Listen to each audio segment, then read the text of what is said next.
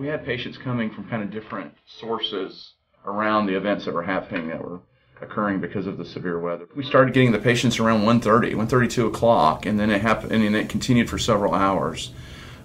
We had some patients that were obviously involved because of, they were in their homes, those sorts of things where there was, catastrophic damage to their homes and they suffered significant injury. We also had some that were involved in car accidents during the inclement weather. They were out.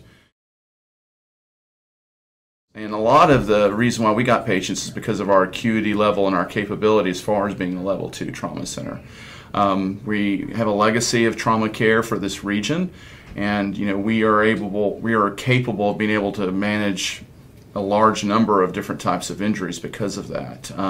We're also a children's center, and because of that we have some very gifted caregivers are able to manage acutely ill and injured children. And so actually some of the patients that we received were severely injured children.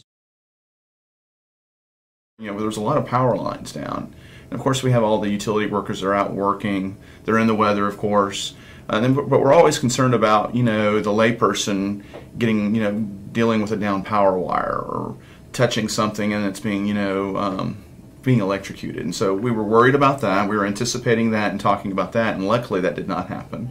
The other thing that we were prepared for was after an event like that, when you think about all the damage, trees and people that are, kind of trapped in their homes, they're not able to move down a road, and they're using chainsaws and heavy equipment that they may not normally use, or they're calling somebody. We were concerned about, injuries from the use of chainsaws. And fortunately, we didn't have a lot of that. So we practice for different scenarios: a school event, a significant school bus crash. That's one of the most recent drills that we've prepared for in the last year, where we had a school bus with significant injury. We're also prepared for chemical decon. We have significant decontamination facilities here. So it's a number of different scenarios that we prepare for. We hope we never have to. We've had a lot of employees that have been impacted. We've had some of our employees that have lost their family, employees that that live in East Alabama that lost their homes and significant damage. And so, absolutely, Dr. Stewart and Marlon have been very involved in helping us with that from an emotional and a spiritual perspective.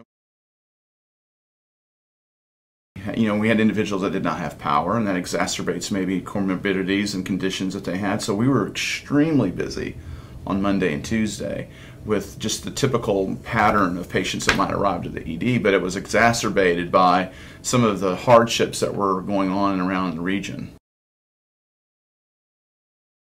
It's not just that the event occurred and we embraced the individuals that were acutely and severe. That's the acute part of that event, but I feel like we're still in the secondary recovery phase right now, and we haven't finished that.